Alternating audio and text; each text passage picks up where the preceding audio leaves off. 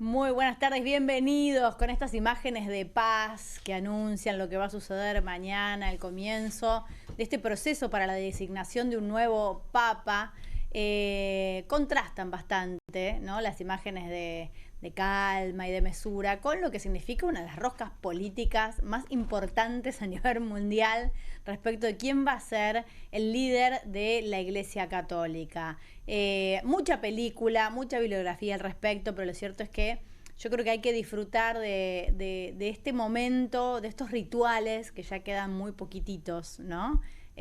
Para contarlos cuando seamos viejos. Yo estuve atenta a un cónclave, a la designación de un papa, me acuerdo del anterior, me acuerdo de, no sé si recuerdan ustedes que están del otro lado, que los intentos fallidos, el humo blanco, el humo negro, la fumata, estábamos todos ahí expectantes a ver qué resultaba. Bueno, vamos a hablar de esto en un ratito, de quiénes son los candidatos, de quiénes tienen posibilidades, quiénes no, cuántos son, de la diversidad de candidatos, que es de lo que se habla mayoritariamente en esta situación de elección. Pero bueno, también vamos a hablar de la actualidad, del país. Estamos en un día donde efectivamente hubo un paro de transporte muy masivo, si bien hubo algunos colectivos aquí en la capital federal, no sé qué notaron ustedes, ahora le voy a preguntar a mis compañeras, un paro importante que además anuncia ser el primero de algunas otras medidas de fuerza por el reclamo salarial, un salario que no viene acompañando la inflación y el avance de los precios. Le doy la bienvenida a Solana Camaño. Bienvenida, Solana, ¿cómo estás?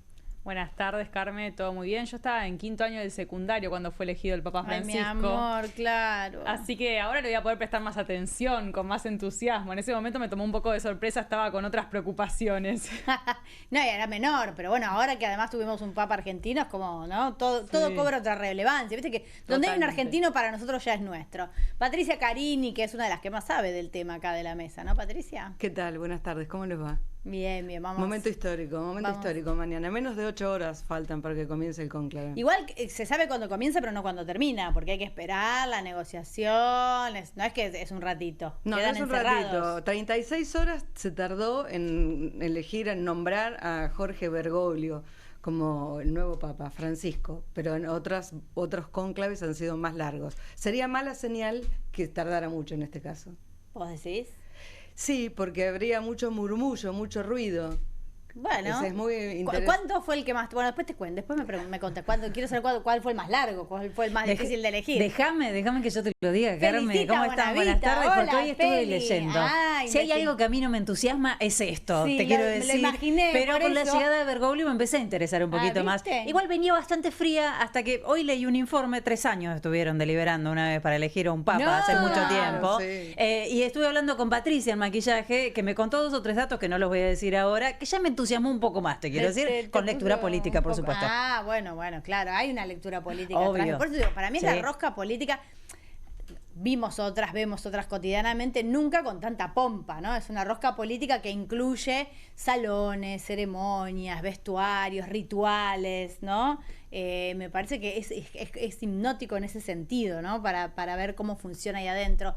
Yo no vi la película que vos dijiste, Cónclave, pero vi Habemos Papam, que también la recomiendo mucho, que es de un papa que se raja, que es un papa que ¿la viste? Sí, lo designan papa y se agobia un poco por la situación. Claro. Y medio se les escapa, es muy anterior a Bergoglio, pero bueno, que no estaba muy convencido.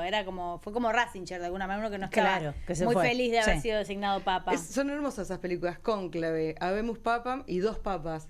Porque Dos Papas no lo vi. Sí, se produjo mucho cine en relación al Papa. Bueno, la que vos mencionás es anterior, digamos, a la elección de Bergoglio, que tiene un tema de Mercedes Sosa. Pero por eso te digo, me dio medio Ratzinger, que fue el Papa anterior a Bergoglio, el que renunció, que es como, ¿no? Es un Papa que no está muy feliz de la designación. Sí, no sé si seguramente Pato debe traer buena información ahí, pero también condimentos políticos pueden haberlo llevado a salir. ¿A Ratzinger? Sí, claro. Sí. Pero lo que pasa es que la iglesia no ¿qué se puede significa? medir. ¿Lo catapultaron a Ratzinger? Yo pensé yo me comí que había renunciado. La iglesia no lo podemos medir, no la podemos medir en el concepto político que nosotros conocemos. Manejan otros tiempos. Siempre la política es un condimento. Pero eligieron esencial. uno y se equivocó. ¿Se dieron cuenta que pifiaron y lo hicieron renunciar? Pero estuvo muchos años Ratzinger como papa, muchos años. Y mira, Ratzinger tiene una historia que es que comenzó las investigaciones acerca de los abusos en la iglesia. Sí. Es algo que es interesante para ver la historia. Era un teórico, un teólogo teórico de lo que es la doctrina de la iglesia, con un perfil muy conservador, pero llevó adelante. Pero aparte, es interesante pensar esto. Ratzinger es papa, renuncia, lo eligen a Bergoglio, ¿no? Sí. Como que hay la iglesia necesitaba una renovación, Sí. eligen a ese representante. Sí, es pendular, ¿no? Porque te fuiste de un extremo al otro. ¿Y qué pasará ahora en ese sentido también? Esa es la ¿Será gran pendular o no? intriga. Es verdad que es de las elecciones, no se dice elecciones, es de los cónclaves más heterogéneo en términos de nacionalidades y presidencias de los candidatos. Sí, absolutamente.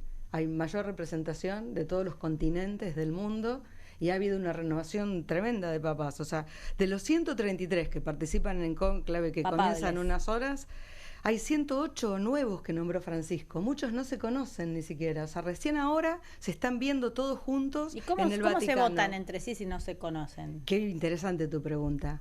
Que hacen como jueguitos, así como No, han estado juntándose. algunos test, ¿no? Se presentan, decís vos, No. hola, me Claro, llamo. es, hola, ¿qué tal? Sí, yo Claro. soy el cardenal de... Bueno, hay como una suerte de clamor de muchos que dicen queremos que el próximo papa sea un pastor. ¿Qué significa que sea un pastor? Que no sabe la estructura del Vaticano y que sea alguien que tenga, como se dice acá, territorio. Me encanta. Firmo.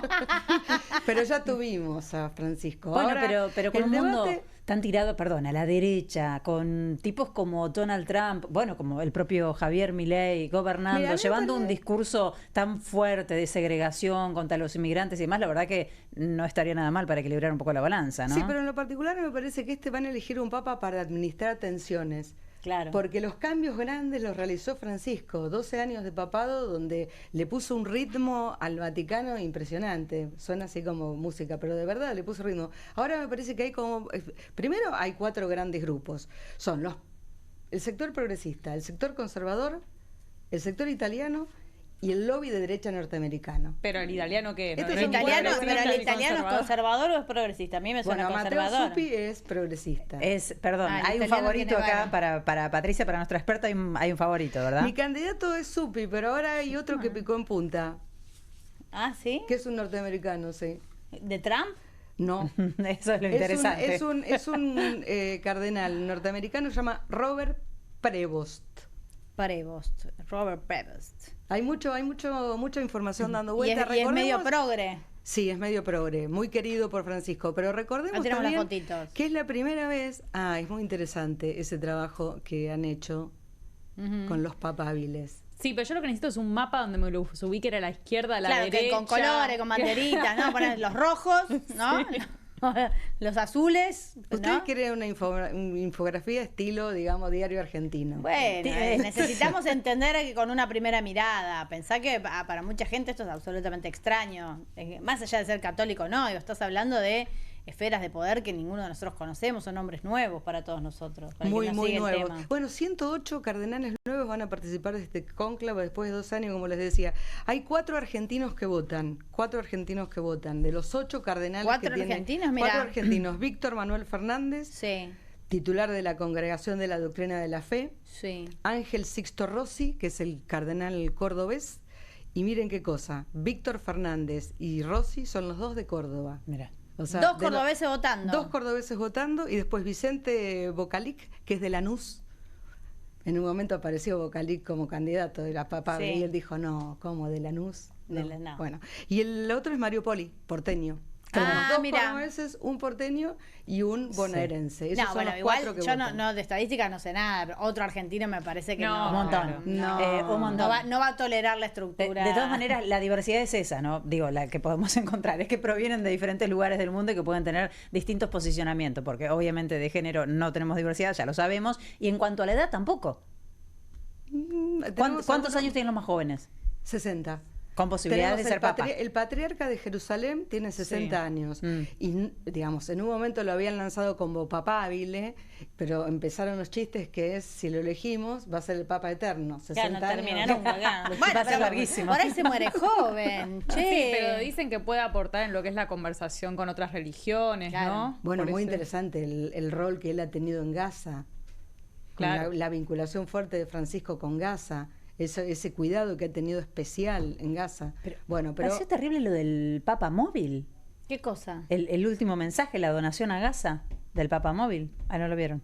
No. Claro. Bueno, ahora lo voy a compartir con ustedes. Hiciste todos los deberes. Mirá cómo No, porque estudió me parece que es un mensaje, digo, fuerte de su compromiso, incluso post-mortem, ¿no? Que haya circulado la noticia de la donación del Papa, de Francisco, a Gaza. Y la visión de Francisco de elegir que el papamóvil blanco recorriera las calles de Roma ha sido fantástico. En vez de eso, no solamente quedarse con el dolor, la pena, el duelo, sino que Francisco dijo, yo quiero ir a cielo abierto recorriendo Roma hasta que me lleven a mi último lugar. Es impresionante. Y me parece visión. que... No carroza fúnebre. Sí, otro estilo. Otro estilo. Otro estilo. El papamóvil blanco. Bueno, va a Era ser muy una patente. unidad sanitaria para los niños de Gaza.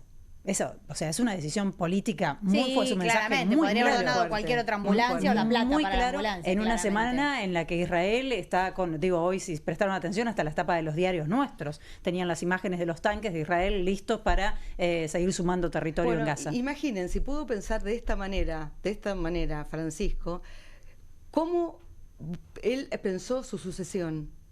A mí siempre me desvela pensar esto. ¿Cómo organizó Francisco su sucesión? Bueno, dijiste que eligió, digo, que el 80% de los cardenales, ¿no? Exacto. Sí, cambió, tenía nuevos. Los Sí, eligió. Él me pensó en parece eso. que ya estaba como diseñando el después. Lo diseñó perfectamente, pero hay que ver cómo se realinean después los continentes y cómo es la visión que tienen también geopolítica. Bueno, ahí me parece que el rol de la Iglesia para mediar en conflictos entre países está siendo ponderado porque otro candidato es Pietro Parolin, que es el actual secretario de Estado del Vaticano, ¿no? También entiendo que elogiado por esta capacidad de diálogo, mediación, el manejo de las relaciones internacionales. Gran víctima del lobby de desinformación norteamericano, que ¿Por ya qué? ni bien se habían terminado las exequias del Papa Francisco, Sí. empezaron a dejar trascender que Parolin había tenido un episodio de salud Ah, mira, para taclearlo lo bajaste, desde el comienzo. lo bajaste, claro. ¿Tenés problemas de salud? No es posible No, que no seas es papa, papá. por lo menos ¿Les ya hacen tenés- un chequeo antes le pregunto? Para No, ver no, si son como- elegibles. Un psicofísico, decís Un vos. psicotécnico, una casita con el árbol, la lluvia, el hombrecito, ¿no? Debe haber algo de eso, pero dejar una duda acerca de la salud de un papa de esa manera, Sí. directamente es tratar de dejarlo, Dejarlo fuera afuera, de carrera. tratar de sí, dejarlo afuera. sí. Bueno, la película El Conclave muestra esos tejes y destejes, aunque sea ficción, ¿no? Pero es muy ilustrativa para pensar esa rosca. Y Bueno. la primera vez, 12 años pasaron, no era lo mismo el poder de las redes hace 12 años que el poder No. de las redes ahora. No, y de verdad. la influencia que tiene también en la iglesia. Bueno, en todos eso los Francisco sectores. también me parece que estuvo a tono, ¿no? Sí. A mí es lo que más me impactó. Yo creo que de todas las imágenes que vimos de Francisco, es la cantidad de material susceptible de convertirse en videoclip, en corto, Sí. en viral, ¿no? Como una visión de lo que iba a pasar tras su muerte y de cómo esa recopilación tenía que ser plasmada desde su propia voz. Sí. En pequeños fragmentos, digo, más allá de las personas que se interiorizaron, que quisieron ver la película y todo esto, ¿no? Pero me impactó la explosión de pequeños cortes, de pequeñas notas, de actitudes, de cosas que pueden ser virales, que como la podría haber hecho cualquier influencer, ¿no? Como que tenía muy pensado eso. Sí, pero creo que con un rasgo más genuino incluso, no tan orquestado, como si hubiese algo de su mensaje que de tan simple y a la vez potente fuese factible de ser un recorte que le llega a mucha gente y sobre todo que interpela a mucha gente, ¿no? Me parece que esa era la potencia de su palabra. Y pasa que todo cobra otro significado con su muerte, Por supuesto. porque de hecho esto que vos decís de la presencia que te lo topás en redes o tanto material audiovisual que quedó dando vuelta, que ahora empezás a leer de otra o a escuchar de otra manera, ¿cuántos aparecieron acá que dijeron tengo una carta de puño y letra? Sí. Cientos de cartas. Sí, Y sí. enviaba muchos videos. Utilizaba perfectamente la nueva tecnología para mandar videos cortos, largos, mensajes. Participaba en seminarios a donde le pedían, siempre estaba. No tenía miedo de ser un papa moderno. Qué difícil para el que viene, pienso, ¿no? Qué desafío enorme. Y además de las cuestiones hacia afuera, lo que pasa con el mundo, pienso el desafío para la iglesia, para la fe que queda cada vez más lejos de este mundo mercantilista, si se me permite la licencia poética, ¿no? La fe, lo espiritual, parece tan en segundo plano y a la vez tan necesario. Y una iglesia que le ha costado tanto volver a acercarse a la gente, que me parece que se enfrentan a un desafío muy, muy interesante. Sí. Por lo pronto, la mirada acá dentro de casa, digo, qué poco que duró el mensaje del Papa, ¿no? Porque la comitiva del presidente viajó y volvió con un mensaje muy contundente de odio y ataque hacia los periodistas. Pero ya sabes, no se me ocurrió que volvieran tranquilos. Es el país de Francisco. No, a mí no se me ocurrió que iban a ir tampoco. Bueno, fue tarde, pero fueron. No me pareció que se lo fueran a perder, muchísimo menos iban el resto de los presidentes del mundo. Claro, sobre todo, es cierto. Sobre todo por no perderse el evento, digamos. De ahí a que fueran a tomar alguna de sus palabras o algo de su legado, me parece que estaba muy lejos de eso, que no fue nunca su intención. Bueno, pero retomando lo que decías, me parece que hay muchos interesados dentro de la iglesia en restaurar ese orden más conservador, ¿no? En desandar el camino de Francisco. No sé si están muy preocupados por cómo lo van a continuar, sino más bien en hacer de esto una oportunidad, ¿no? Para proponer otra visión de la iglesia, que bueno, que es la que ya conocemos igual, tampoco es muy original.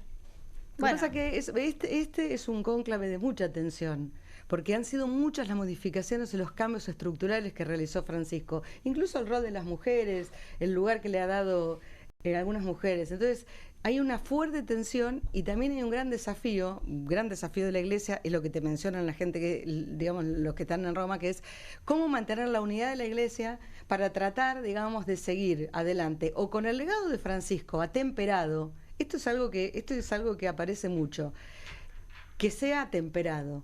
Es decir, ¿cómo sería? Un poquito más leve. Bájale un poquito bájalo. De progresismo. O sea, claramente va a haber un corrimiento a la derecha. Lo que estamos tratando de averiguar es cuánto hasta más. Dónde. Si son 2 pasos, si es en el otro polo, claro. ¿No? Es como... El famoso igual, nos pasamos 3 pueblos, ¿no? No parece tan difícil cortar camino e irse al otro extremo. Digo, viendo lo que pasa en el mundo. No creo que sea tan alocado que de repente tengas un perfil que sea absolutamente opuesto. El problema es cuántos... Tan opuestos sería un cambio muy brusco también. Suponte que sea alguien absolutamente conservador. ¿Cuál sería la idea para elegir un papa conservador y retroceder tanto? Esto alimentaría las tensiones aún más. Sí, a mí más que las tensiones me preocupan los fieles. ¿Cuánta gente les quedaría? ¿Con quién? Cuando hablamos de las tensiones ¿con quién? Internas. No, internas y externas también, porque cada uno tiene cada cardenal tiene su territorio, su lugar, y sabe qué es lo que le dará a sus fieles. Es complicado, digamos. Vamos a preguntarle a un especialista, si les parece bien. Está en comunicación Guillermo Oliveri, él es exsecretario de Culto. Bienvenido, Guillermo, ¿cómo estás, Oliveri? ¿Qué tal? ¿Cómo están ustedes? Bien, acá tratando yo más que nada de adivinar, porque mucha información no tengo, por eso vamos a hablar con los que saben.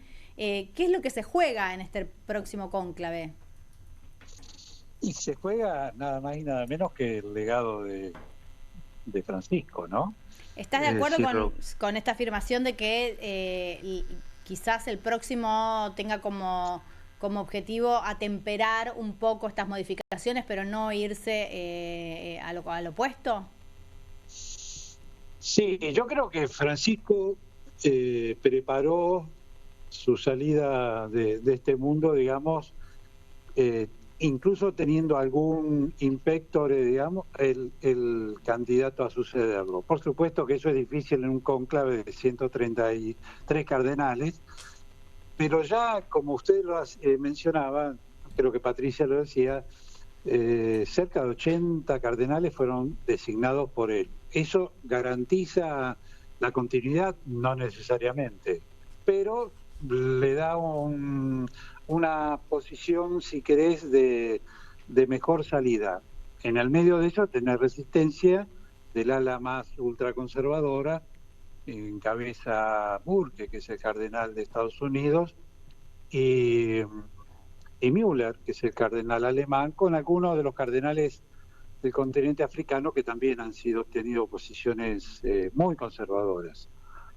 Pero yo creo que finalmente va a ser alguien que no va a tener, no puede ser obviamente, digamos, otra personalidad, pero me da la impresión de que va a haber un marco de continuidad, porque, como bien lo comentaban ustedes, los católicos en general en el mundo, y sobre todo en América Latina, que tiene más del 60% de católicos, mucho más ya que Europa, me parece que estaban esperando una continuidad en el sentido de lo que abrió hacia la Iglesia, hacia los fieles católicos. ¿Y eso pesa a la hora de elegir, digamos, de elegir un papa que pueda convocar más fieles? Pesa mucho, porque estos 12 años que han sido relativamente cortos de Francisco, él implementó cambios en la Iglesia que ustedes todos conocemos, algunos lo logró consolidar, otros no, tuvo resistencia sobre todo con el tema de incorporar a mujeres, pero de hecho lo hizo con una teóloga argentina, Emil Secuda, que está en la Secretaría de Estado como subsecretaria, pero tuvo resistencia. Y yo creo que los cambios que generó, sobre todo el tipo de, no solo las encíclicas que son fundamentales, porque ahí está la base de la doctrina social de la Iglesia con la impronta de Francisco. Cambiar todo eso, yo creo que el proceso, como él alguna vez lo dijo a interlocutores varios, el proceso que él inició tenía que ser irreversible, es decir, sí, no había un paso atrás. Y yo creo que finalmente eso se va a dar. Y te hago una pregunta, digo, ¿vos sí, creés que va a tener que ser un italiano que tiene más posibilidades que el resto? Bueno, los italianos, los europeos, como te decía, tienen hoy una, no digo una minoría, pero no es la primera minoría sin duda alguna, porque Francisco lo que ha hecho es crear cardenales en lugares del mundo que no tenía. Sí.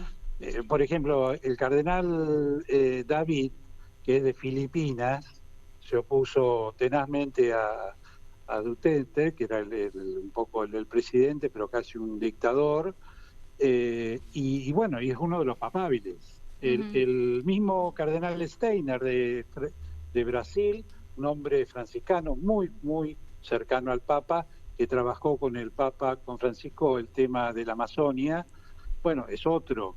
Y de los que yo conozco personalmente, obviamente a Parolin, lo conocí en el 83 como subsecretario, era él, de Estado, diplomático, conservador, pero muy moderado, ¿no? Yo creo que no puede ser el candidato que impulse un sector de incluso los más duros, pero en el medio de eso también está Matteo Zuppi, que es una personalidad mucho más progresista de la congregación San Egidio, que fue párroco de Santa María en Trastevere mucho tiempo y ahora es el arzobispo de Bolonia. Y Francisco le confió la negociación con ETA, cuando ETA en España entrega las armas, y con Rusia, con Putin y con Zelensky por la guerra ruso-ucraniana. Sí. Podría ser Ucrania, podría ser también uno de los candidatos, pero más allá de las especulaciones que nosotros hagamos, eso se va a resolver puertas adentro a partir de mañana a la mañana. Guillermo, ¿qué tal? Buenas noches, ¿cómo estás? Patricia. Patricia. Escúchame, Guillermo, ¿qué expectativa vos le adjudicás a Robert Prevost, el cardenal de Estados Unidos de Chicago? Robert Prevost es uno de los de los profetas que le llaman, junto con Steiner. Él es norteamericano, pero casi toda su actividad ha sido mirando a Latinoamérica. Incluso es uno de los que intervino en la denuncia contra uno de los grupos sectarios, digamos, de Perú, y finalmente el Papa la desarmó a esa congregación prácticamente, y él tuvo mucho que ver con eso. También ha crecido mucho en la consideración y lo ha acompañado a Francisco básicamente en los últimos años. El mismo cardenal Grech, que fue el secretario del sínodo, también es otra personalidad por ahí no conocida, pero importante, por lo menos en la relación con el Papa, ¿no? ¿Qué impacto sería que se elija a un papa norteamericano en este momento con Donald Trump disfrazándose de papa hace 2 días en las redes? De Alejandro Borgia se disfrazó. Sí. Sí, porque la Iglesia, primero no es mayoría en la Iglesia Católica en Estados Unidos, pero la Iglesia Católica, un sector importantísimo, realmente es muy, muy conservador, a tal punto que uno de los ideólogos de Trump, que es Steve Bannon, conformó una estructura en la propia Roma, ¿no? Afuera de Roma, para combatir los cambios que estaba introduciendo Francisco en la curia romana. Guillermo, ¿cómo estás? Solana Camaño te saluda. Sé que es ¿Qué tal, difícil, Solana? sé que es difícil hacer especulaciones, pero ¿cuáles son los candidatos con más chances y por qué? Algunos de los que te nombré creo que tienen chances, pero dependerá de algo que le decía al principio. Francisco, digamos que era un hombre con una mirada política fuera de lo común para ser un sacerdote, más allá de su formación como jesuita, pero era un tipo que entendía la política, le gustaba la política, y en el Vaticano prácticamente en soledad, salvo el último año y medio que lo incorporó a Víctor Fernández como en el dicasterio de la fe, lo que era la antigua Inquisición, y Víctor es uno de los que lo trabajó con él todo lo que fue el encuentro en Brasil y el documento de Aparecida, y tal vez, no sé, no es un candidato seguramente por ser argentino y es relativamente joven, pero yo creo que él va a cumplir un rol importante en ese engarzar o armar o la rosca, voluntades, como claro, decir. la rosca de juntar voluntades, ¿no? Exactamente. Tal cual como puede pasar en la política, pero ahí también pasa. Y después no hay que olvidar, ya que vale la pregunta, las presiones internacionales. Algunos cardenales pueden no, como escuché decirle al cardenal de Francia, no responder a las opiniones que tenga Macron, pero en el caso de Estados Unidos yo le diría que sí, absolutamente. ¿Cómo te parece que va a ser este cónclave? ¿Va a ser largo? ¿Va a ser corto? ¿Qué intuís? Si es muy largo, genera, por supuesto estamos opinando y un poco con cómo fueron los anteriores, ¿no? Al menos lo que nos tocó vivir, y a mí en particular. Son 36 horas, me confirmaba hoy Patricia, fueron los de Francisco. Son 2 días más o menos aproximadamente. Ahora, si se extiende mucho, genera zozobra, por supuesto, en los católicos, pero hacia el interior de lo que es esa monarquía absoluta, que es el papado, también. Entonces, yo no creo que se produzca ningún cisma, pero la preocupación por una ruptura ya la tuvo en su momento el lefebrismo, cuando rompe con la iglesia romana, digamos, ¿no? Así que podría generarse algo no muy conveniente. Cuanto más rápido se pongan de acuerdo, me parece que va a ser más saludable. Para todos. Bueno, Guillermo, te volvemos a llamar cuando sepamos quién es entonces. Pero con mucho gusto. Para que nos cuentes un poco de qué podemos esperar. Sí, a ver, yo creo que va a ser una posición, es incomparable, uno no puede comparar una persona con otra, y Francisco ha sido un fenómeno, digamos, ¿no? Realmente cambió muchísimo la historia de la iglesia, lo vamos a visualizar más con el tiempo. No tuvo ninguna carga ideológica como pudo haber tenido Juan Pablo II, que era el tema del comunismo, y creo que solo en soledad, pero fue tomando decisiones, y en general la iglesia en general acompañó. Muchísimas gracias, Guillermo. No, gracias a vos y un Buenas noches, Guillermo. Para todas. Gracias. Te Chau, mando un chau, beso, buenas Patricia. noches. Guillermo Oliveri, ex secretario de culto. Bueno, nos contaba de qué podemos esperar y qué es lo que puede suceder en este cónclave.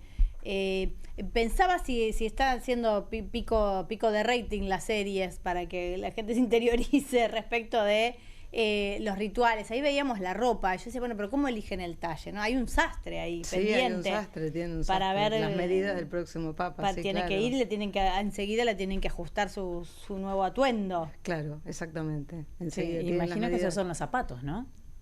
¿Las cajas? Sí, ¿qué y son? no sé, cosas, muchas ¿Qué hay cosas. ahí? Tienen, Claro. viste que los papas tienen como que Sí. si lo digo lo voy a decir Accesorios, mal. Voy a pasar vergüenza, claro. Accesorios, unas cintas, unas togas, no sé.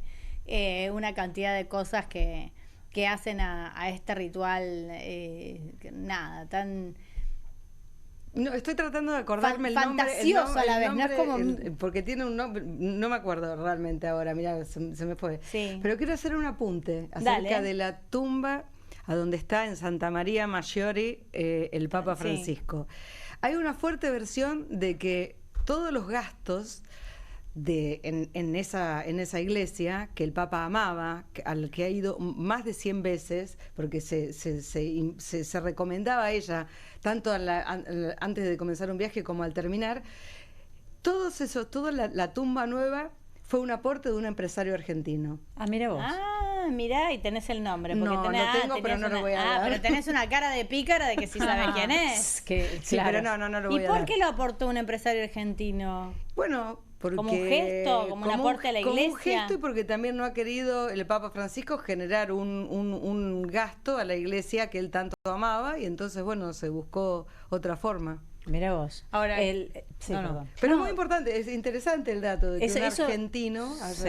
Digo, estos datos que trascienden post-muerte, que él obviamente los tenía bajo el Es radar. una versión muy fuerte, Yo recién ¿no? les conté, sí, hay que ver si confirmamos eso, ¿no? Lo que sí confirmamos es lo del papamóvil que les contaba recién, que lo dona Comunidad Sanitaria para los niños en Gaza, y por otro lado, que el poco dinero que tenía antes de morir se lo deja ¿a quién? A una cárcel que tiene un emprendimiento para jóvenes. Entonces, digo, me No, parece le que- donó mucho dinero a la cárcel, pero Sí, él pero- tomó fondos del chicos. Vaticano muy bien dirigido. Él tenía 100 euros nada más. Sí. Pero él hace un aporte importante de los Pero fondos hay un testimonio vaticanos que a la dice cárcel. que lo que él tenía, o sea, hay un testimonio de Sí. un gestor de una cárcel que dice lo que él tenía, que no me acuerdo en este momento cuánto era, no eran millones. Él tenía derecho a cobrar, Le creo dijo- que 300.000 Sí, euros pero- por año, que pero nunca no los los cobraba. cobraba. 200.000 que nunca los cobró. No los cobraba. No. Bueno, él tenía algo de dinero y ese dinero se lo donó hace un tiempo a un proyecto de una Ahora, cárcel. fíjense cómo crece el mito y qué difícil se va a poner, pienso yo, para la iglesia en el futuro, ¿no? Porque es un papa que está más vigente que nunca, a pesar de haber fallecido, ¿no? Y sigue creciendo y creciendo con el correr de los días su imagen. Va a haber que estar a la altura. Me parece que nada de esto es casual. Sí, y qué paradójico que frente a ese mensaje de austeridad de Francisco nos encontremos con un incremento en las apuestas por quién va a ser el próximo papa.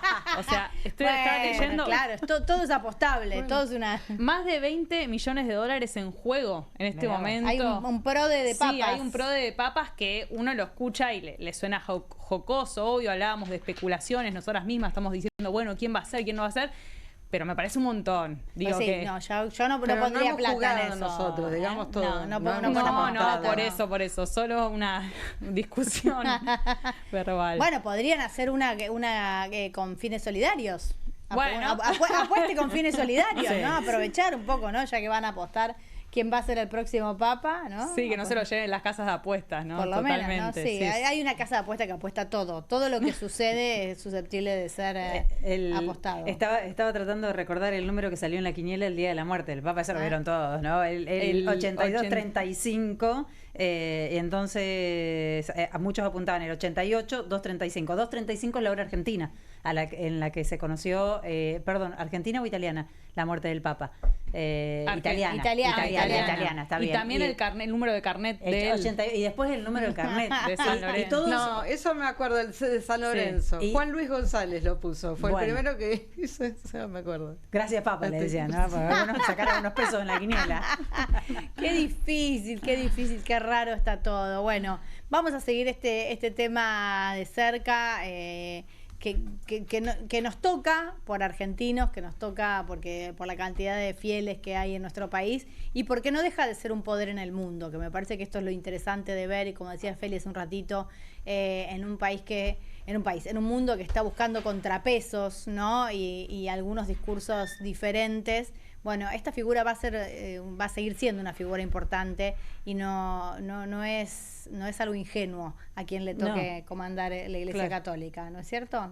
Una huella profunda en un montón de temas, claro que sí. No, y con el realineamiento geopolítico que hay, con todo cómo está la irrupción de Trump, es China. Súper. Vamos a venir más cerca, ¿les parece? Venimos más cerca, muchísimo más cerca. Vamos a hablar del resultado de las pruebas Aprender, que viene siendo polémico en nuestro país. Dice, solo el 45% de los estudiantes logra el nivel de lectura esperable. Estamos hablando en tercer grado, esto es lo que yo había leído, por lo menos en la información, que en nuestro país, en términos de educación, se considera que primero, segundo y tercer grado es un bloque de donde se espera la alfabetización completa, ¿no? Que los chicos aprendan a leer y a escribir en el lapso de esos 3 años, con diferentes niveles de dificultad, leer, escribir y comprender lo que se lee, ¿no es cierto? Exactamente, sí, cuando decimos que solo el 45% alcanza los niveles de lectura esperable, nos referimos a que logran leer textos de forma literal, metafórica, reflexiva e inferencial. Realizan ciertas inferencias, ya sea más o menos complejas. Ahora bien, ¿qué pasa con el otro 55%? Bueno, dentro de esa proporción, el dato más preocupante es que 1 de cada 10 estudiantes de tercer grado en la Argentina lee textos de forma muy simple, que es prácticamente como no leer, es decir, el 3,3% lee palabras con apoyo visual y las comprende, y enunciados muy breves, y hay un 8% aproximadamente que lee oraciones y textos muy simples, es decir, que hay dificultades a la hora de comprender un texto en su conjunto, ¿no? Y bueno, después un porcentaje más grande que logra leer esos textos, pero apoyándose sobre todo en la información explícita y con muchas dificultades para trazar relaciones con la información que omite el texto. Ese es el panorama en el que estamos, y otros datos importantes de las pruebas es que hay una brecha clara en términos socioeconómicos. Si voy muy rápido me dicen, No, está clarísimo. En los sectores de nivel socioeconómico más altos, 7 de cada 10 estudiantes logran niveles avanzados en lectura, y en los sectores más bajos, 3 de cada 10. Sí, nunca es 10 de 10 igual, ¿eh? No. ¿Por qué digo esto? Porque si no pareciera que efectivamente un sector que accede a la escuela pública, a una escuela más cara, o que tiene un estímulo en su casa que le permite efectivamente transitar la escolaridad sin problemas, parece que no. Digo, porque parece que la educación y el sistema educativo tiene un conflicto grande. Si con todas las herramientas a disposición tenés 7 de cada 10, bueno, claramente cuando vos le vas quitando otro tipo de apoyos que tengan que ver con la dedicación de la casa, con el bienestar en general, con las horas de sueño, digo, una cantidad de cosas que hacen a la predisposición para aprender, se va a complicar. El bienestar general no solamente tiene que ver con la cuestión económica, estamos en una sociedad que está atravesada por un montón de problemáticas, entonces, más allá de la cuestión económica, me parece que también tenemos otro tipo de problemas, y la era digital me parece que también está impactando mucho en el crecimiento y en la evolución de nuestros chicos y en cómo se vinculan con la lectoescritura. Aprenden de otra manera, lo atractivo de la pantalla me parece que en cierto punto desfavorece a la práctica de la lectura. No sé qué les pasa a ustedes como mamás, ¿no? Pero es el tema de instalar la lectura. Yo creo que es más complejo que eso. ¿Te soy sincera? Yo creo que, te lo digo como mamá vieja. Digo, yo tengo un nene de 9 años, estoy grande y tengo un nene chiquito. Y crié uno de 24, con lo cual he pasado por todas las generaciones. No es solo que no estimula, porque por la velocidad, por la manera, les parece un plomo, les parece un bodrio. Yo creo, y hay cada vez más estudios que avalan teorías parecidas a esta, les dificulta, les impide el aprendizaje de la lectoescritura o el aprendizaje de manera tradicional. Hay algo de lo que se forma, de las conexiones, de cómo vos te acercás al conocimiento, ¿sí? Que tiene que ver con cómo se arma el cerebro de un pibe. Por eso también siempre hablamos de la importancia de la alimentación. Bueno, cuando vos bombardeás de estímulos un cerebro que no está acostumbrado, que no está preparado para ese estímulo, desde los 2 años, 3 años, lo pones en una pantalla que va a toda velocidad y después lo querés sentar en el aula, le pones un papel y le das una virome en la mano. Bueno, a eso me refiero justamente, ¿no? Las dificultades que tenés cuando estás temprano con el teléfono, con la computadora. Pero no es lo que es una competencia desleal porque es aburrido. Yo creo que está generando problemas serios. Sí, lo que pasa es que yo ahí, por ejemplo, soy de las que optan por volver un poco al papel, más allá del desfasaje que genera, porque si vos tenés que hacer el ejercicio de escribir un texto y recordar si va con tilde o no una palabra, ahí estás construyendo pero no digo que no pensamiento. haya que volver al papel. Lo que yo digo es, yo creo que hay cambios neurológicos que genera la exposición temprana a las pantallas que hace que esto sea cada vez más difícil. Yo hoy escuchaba montones de opiniones, escuchamos todos. Una tiene que ver con esto, también con la inclusión, con la idea de que incluir es que todos los chicos vayan al mismo tiempo, al mismo lugar, a los mismos colegios, y esto no es incluir, es aglomerar pibes uno arriba de otro. Si los chicos tienen diferentes ritmos y tienen diferentes necesidades, hay que darle lo que necesitan, no apilar pibes en colegios creyendo que eso es inclusión. Bueno, pero eso requiere más inversión de recursos y cargos, que es lo que venimos hablando, ¿no? ¿Cuántos chicos en el aula son los recomendados? Solana. Y 25 aproximadamente como mucho, pero... ¿Cuántos hay hoy? Y en promedio 30-35. De hecho, en la ciudad de Buenos Aires, ese es un dato interesante, que es la desigualdad en el hacinamiento escolar. En las comunas del sur hay en promedio 35 pibes por aula. En las del norte, entre 20 y 25. Eso también es, digo, porque creo que lo que está subyacente en todo lo que estamos diciendo es qué capacidad tiene un Estado de intervenir en estas cuestiones. Y tiene capacidad. Puede hacer cosas, digo, se puede regular lo que sucede con los dispositivos técnicos, se puede invertir en recursos, en cargos docentes para un acompañamiento más personalizado de las trayectorias, que es lo que decís vos, Carmen. Se puede distribuir libros, política que este gobierno discontinuó, digo, porque anunció el año pasado este plan de alfabetización, y hay cuestiones metodológicas de las pruebas a aprender que si quieren después las comentamos, pero que son el correlato de ese anuncio, porque modificaron ciertos criterios de medición, precisamente con una visión de futuro, de que les den cada vez mejor, y al modificar ciertos criterios de medición no podemos hacer una comparación con lo previo. Ah, mira. Sí, o sea, podemos decir que los resultados son peores, pero es complejo porque recién en 2016 fue la última vez que se midió en tercer grado. Entonces, estamos midiendo distintos años. Sí, yo te entiendo. De todas maneras, yo entiendo. Está mal. A ver, tenemos el sistema educativo en general, el público, el privado, lo que le estamos ofreciendo a los niños, ni siquiera te hablo de los adolescentes, te hablo de los primeros conocimientos, no está funcionando, por lo menos no como nosotros esperábamos o como funcionaba en algún otro momento. Hay que incluir un montón de factores. Hoy escuchaba un concepto que me gustó mucho, que habla de déficit cultural. Y no tiene que ver solo con lo económico, como vos decías, no tiene que ver solo con los recursos materiales, tiene que ver con costumbres culturales, con hábitos culturales, con maneras de hablar, de introducir los temas de cosas que suceden en la casa, cuestiones hábitos cotidianos, que haya libros en la casa, ver a alguien leer. No solo que vos vayas al colegio y leas en ese momento, que alguien en tu casa lea, que haya libros en tu casa a disposición, más allá del que te dieron en el colegio, que este plan de alfabetización, que incluye entregar libros, que tenga libros que se adapten a la realidad de cada región, por ejemplo. No puede ser el mismo libro para todo el país. Sí. Que pueda llevar el pibe a que se elija un libro a la librería, que eso que es algo que hoy me parece no le pasa a la mayoría de los argentinos, ¿no? Porque pero con el valor de los libros, no. Pero el corte claro que tenemos acerca de la diferencia entre la cantidad de alumnos entre el norte y el sur, ya ahí también es un determinante. Sí, eso. Y es una cuestión económica, Y también en el caso de la ciudad, bueno, de definición política del gobierno de la ciudad, ¿no? Con respecto a lo que decían, Aboy Carles, sociólogo, si no me equivoco, tiene una frase muy ilustrativa que es, en la casa de los ricos antes había bibliotecas, hoy hay playrooms. Claro. Eso también da cuenta de una transformación, incluso en los sectores de mayor poder adquisitivo. Hay transformaciones culturales que atraviesan transversalmente a todos los sectores. Pero a los ricos eran mecenas. Un rico hace 100 años, era un tipo que invertía en arte, que quería fundar un museo, que apadrinaba a algún artista importante. Hoy es un tipo que colecciona moto, auto y relojes y lapiceras. Digo, hay un detrimento, hay un déficit cultural que no tiene que ver solo con lo económico. Claro. Sí, porque eran ricos ilustrados. Después, o por lo menos que aspiraban, que los que ellos no tenían aspiraban a trascender a través de algún artista, de algún científico, de alguna investigación. Sí, no, y después hay un tema que quizás no está tan expuesto, que son cuando efectivamente hay dificultades en el aprendizaje, que hay un gran problema para acceder primero a la detección de las dificultades en el aprendizaje, porque si los docentes tienen 30 pibes dentro del aula,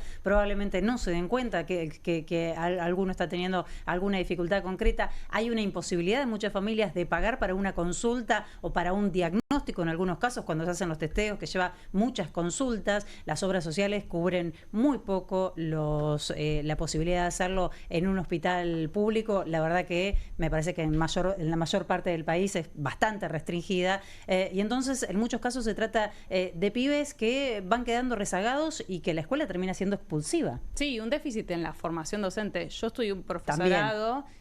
Y el día que me falta la acompañante en los casos de estudiantes con proyecto de inclusión, yo trabajo por intuición con esos chicos. Claro. No sé qué hacer. Desde un marco profesional, sí, digo. Sí, con las con herramientas válidas, digamos, no con cariño. Claro, claro. Está se han clarísimo. aprobado leyes, las familias se movieron en todo el país, hay leyes para que no solamente porque a veces ni siquiera los pediatras detectan algunas cuestiones que tienen que ver con el aprendizaje, para que los pediatras estén atentos, en los hospitales también, y los docentes tengan información a mano, y esto no sucede. Entonces, ¿qué ocurre? El niño cuya familia puede solventar las consultas y luego sostener los tratamientos, que es otro tema, porque son años con psicopedagoga, bueno, depende del caso, ¿no? Es muy pequeño el universo que puede acceder a ese tipo de acompañamientos que realmente le cambia la vida a los estudiantes. Sí, que hablamos en otros programas, suelen ser mujeres muy precarizadas, totalmente. Bueno, les comparto algunos datos más, si quieren.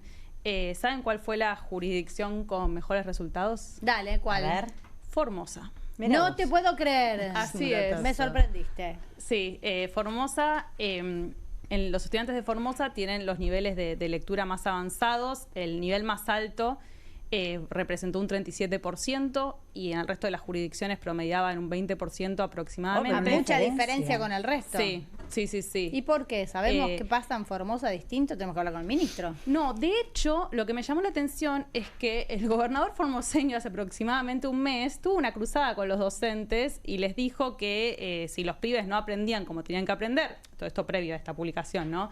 Era culpa de los maestros porque él frente a un grado no estaba. Entonces yo ahora me pregunto cómo va a capitalizar estos buenos resultados de la provincia. No, va a ser difícil. Es culpa de los docentes. Claro, ahora es, todas se las llevan los docentes, en Formosa, ¿no? por supuesto que hay un modelo muy diferente que antepone al Estado, que es lo contrario de lo que está sucediendo en este momento en todo el país, ¿no? Desde ya, un Estado presente. Mucho más presente. Sí, y otro dato de color y no tan de color es que Formosa enseña con el enfoque constructivista. No me quiero poner técnica, pero hay una discusión que a veces sale en medio sobre cómo se enseña en el nivel primario, que dice, bueno, están los que defienden el mi mamá me mima, lo voy a simplificar un montón, perdón, pedagogas. Yo aprendí así, yo aprendí con mi mamá me mima, no sé cómo aprendieron ustedes. Exacto, la conciencia fonológica, yo no me acuerdo cómo aprendí la verdad. Y está el constructivismo que apunta a que los estudiantes aprendan a través del ensayo, de no corregir enseguida el error y los desvíos. Sí, así aprendió mis hijos, sí. Exactamente. Y hay toda una discusión, de hecho, el año pasado se decía en los medios, bueno, la provincia de Buenos Aires no deja que las maestras corrijan a los pibes y así están aprendiendo mal, porque enseña el constructivismo. Y bueno, Formosa de golpe enseña a través del constructivismo. Lo que estoy queriendo decir no es que hay un enfoque mejor que otro, sino que en la realidad cotidiana los docentes enseñan con enfoques mixtos y que no siempre es tan simple, ¿no? Como para encasillar estas discusiones en términos de, bueno, un método u otro, que es como la salida más fácil, ¿no? Y también con la que se casan ciertos gobiernos. Bueno, como siempre es más complejo y sería bueno que tengamos más investigación empírica sobre cómo se enseña efectivamente en las aulas. Parte del problema de estas pruebas estandarizadas, que igual son muy necesarias, es que no nos brinda tanta información cualitativa, por ejemplo, sobre los enfoques de enseñanza. No sabemos, o sea, hablamos sin saber sobre cómo se está aprendiendo y enseñando en las aulas hoy. Entonces es difícil corregir porque tenés los resultados y no podés decir, bueno, esto está fallando, cambiemos esto, pero si ya sabes que está fallando, podés hacer una investigación un poco más profunda que te diga qué es lo que está fallando, por lo menos sabés que acá tenés que poner el foco. Exactamente, porque además la brecha no es solo decía de ingresos, sino también según las escuelas privadas y de gestión estatal. En las escuelas privadas los resultados de lectura fueron mejores. Y curiosamente, una de las grandes políticas educativas de este gobierno es la de los vouchers, que promueve la inversión en las escuelas privadas.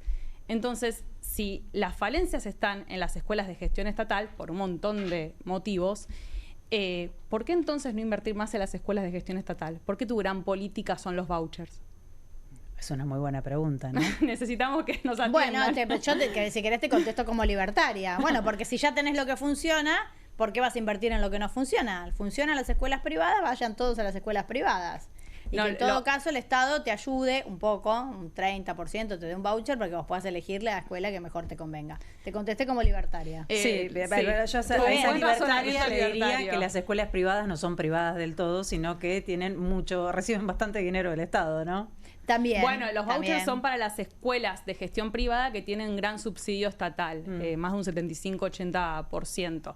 Pero bueno, sigue siendo subsidiar la demanda y promover el sector privado y no el público.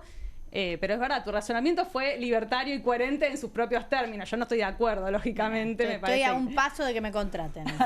Entendí perfecto ya cómo te veo funciona. Candidata, Carmen. No, pero ¿sabés qué pienso? También digo la diversidad que hay en la población de la escuela pública.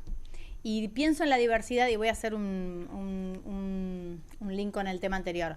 Una de las cosas que hablé con el Papa cuando estuve, ahora que estoy agrandada, me lo digo en primera persona, tiene que ver con la educación.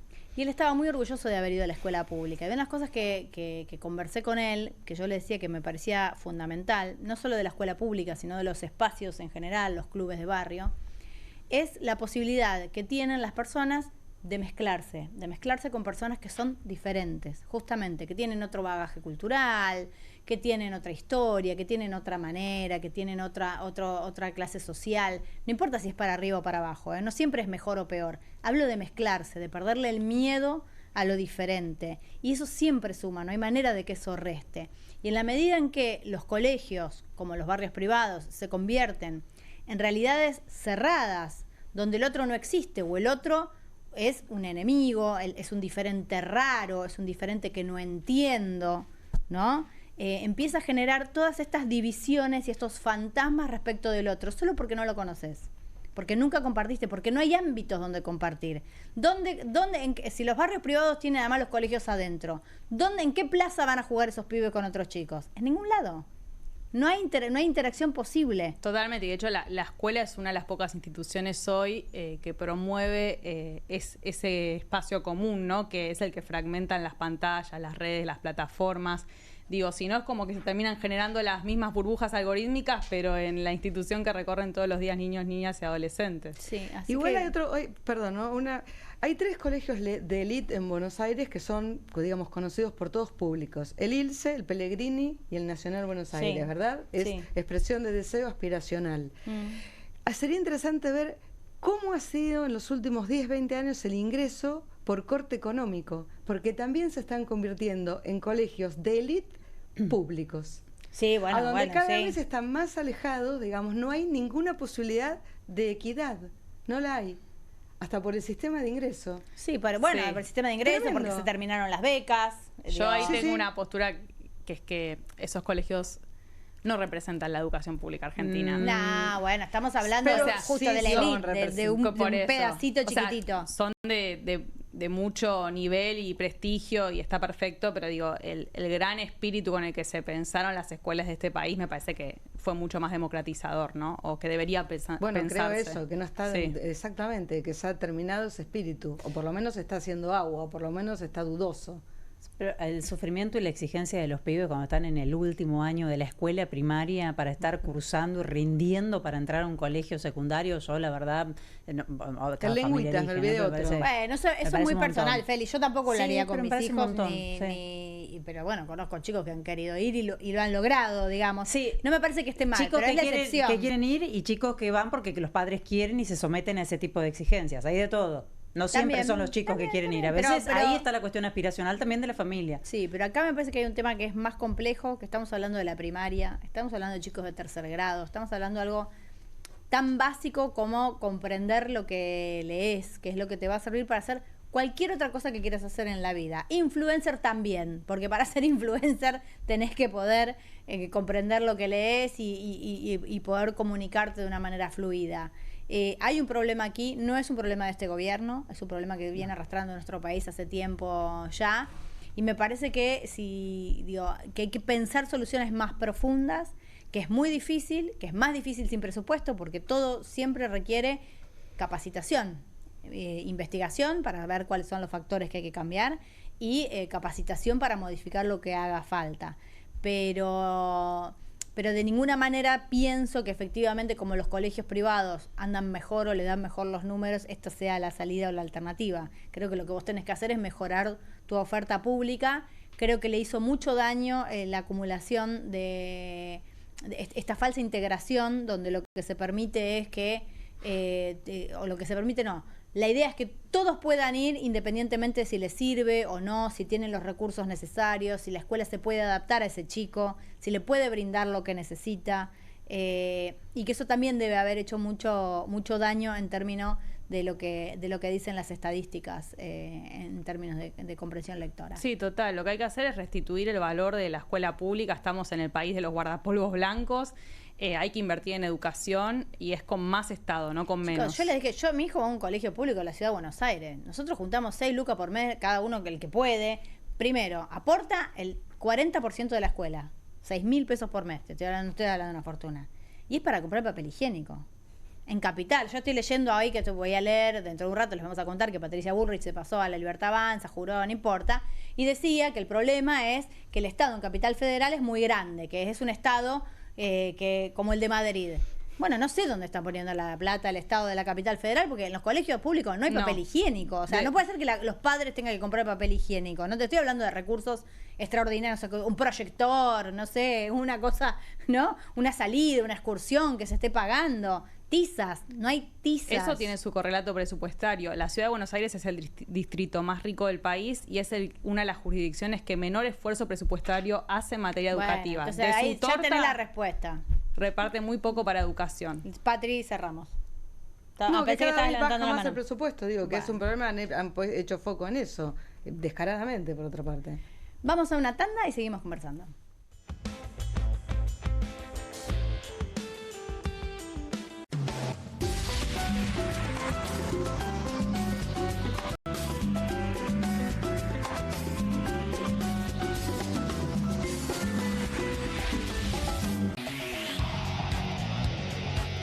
Comunistas, con la conducción de Juan Di Natale.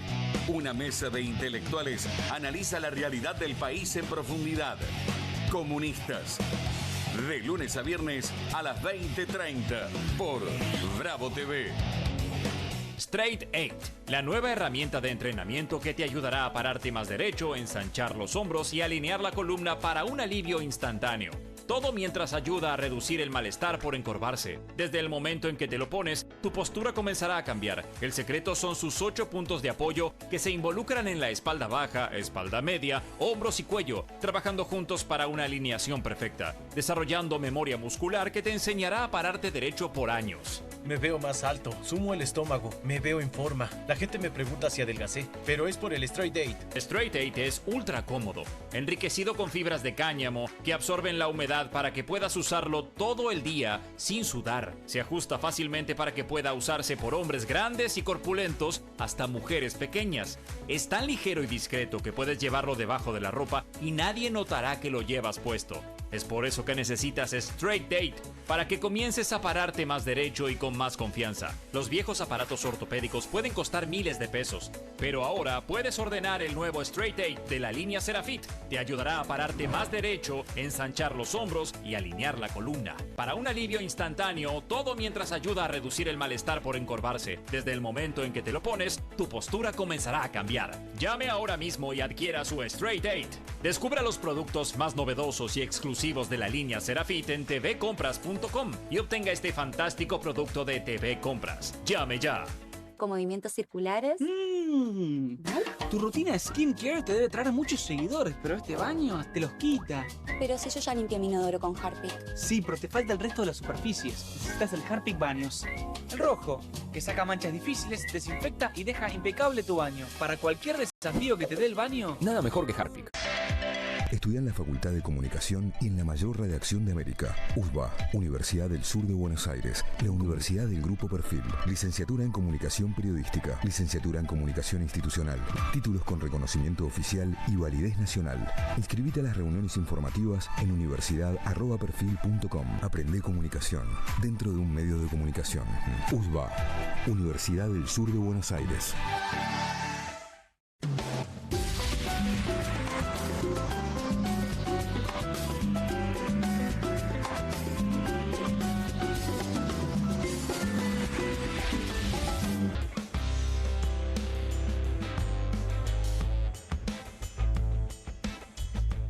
Vamos, aquí venimos nuevamente. Vamos a hablar un poquito de política, si les parece bien. Les comentaba hace un ratito que juró Patricia Bullrich. Juró, se cambió, no sé qué. Oficializó su pase el blanqueo a la Libertad Avanza. Fue tendencia en redes sociales Corsa. ¿Ustedes saben por qué? No. Porque una diputada una vez le dijo... tiene más transferencias que un Corsa. ¿Tenemos el video? Vamos a verlo.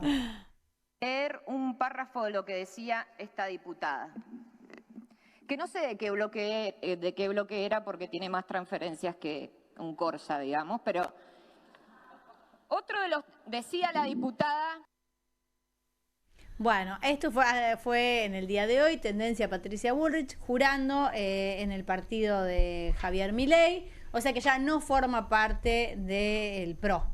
A pesar de que en su momento fue presidenta del PRO, ¿no? Hasta hace poco. Candidata a presidenta. Candidata a presidenta por ese espacio y presidenta del espacio. Sí. Vi un textual hace un ratito de Karina Milei, que saben ustedes que venía bastante callada. Le escuché la voz 2 veces en estos días. Me parece que es todo un síntoma, ¿no? Primero porque salió a pasear con el perro y fue al estudio de Fantino. Y ahora que dice que hace rato que estaba en el equipo Violeta, Patricia, algo que nosotros ya sabíamos, ¿no? Visto. Entonces, bueno, contexto de campaña se cambia. Hay otra mujer fuerte del PRO que también firmó hoy con la Libertad Avanza y es Eve Casado, que es la vicegobernadora de la provincia de Mendoza, que también formalizó el pase. Es un vaciamiento del PRO, ¿no? Explícito ahora. Bueno, a ver, es algo que ya había sucedido, me parece. Lo único que hace es darle marco, un contenido. Vamos a ver qué decía Patricia cuando juraba.